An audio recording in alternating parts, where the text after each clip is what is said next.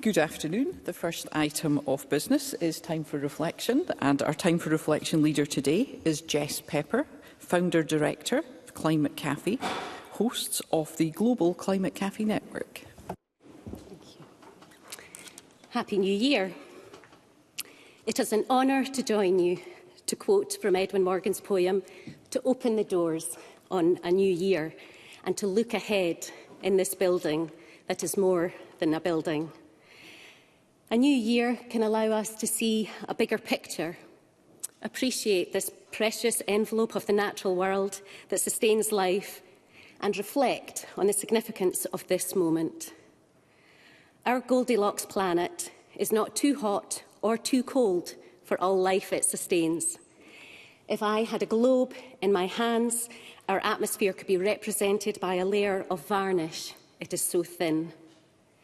Millions of tonnes of global warming pollution dumped in our atmosphere every day are thickening it, trapping more heat, causing more devastating impacts as natural systems are disrupted. Storms intensify, droughts deepen, temperatures rise, health suffers. As Christmas lights twinkled here in December 2014, I saw Save the Children in the Philippines reminding families to put labels in their children's clothing.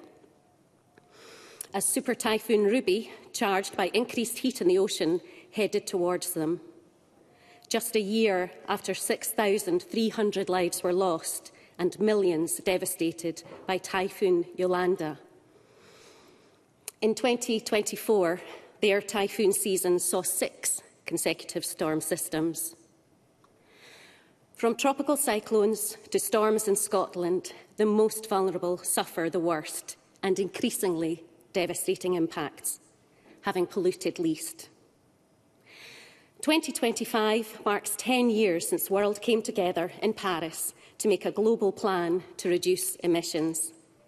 In 2020, the global panel of climate scientists warned there was a decade left to act to avoid being locked into the most devastating impacts of climate disruption.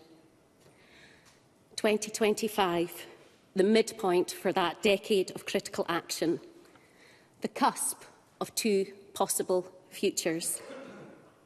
Will we accelerate disruption and systems collapse, or realise a vision of a fair, safe future for all? No time for denial or despair. Despite challenges, there is hope and optimism for this vision.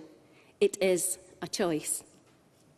The solutions exist, and transition to a cleaner economy is gathering momentum across communities, connected across regions, states, nations, despite barriers that could be removed.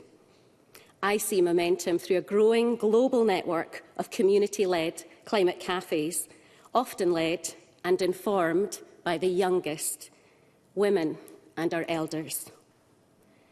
Carbon dioxide emitted today can remain in the atmosphere for 100 years. We may all be able to make some choices in what we do now and leave as our legacy for future generations.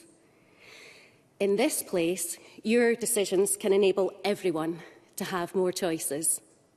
So, in 2025, as we return to open the doors in this great building, don't let your work and hope be other than great.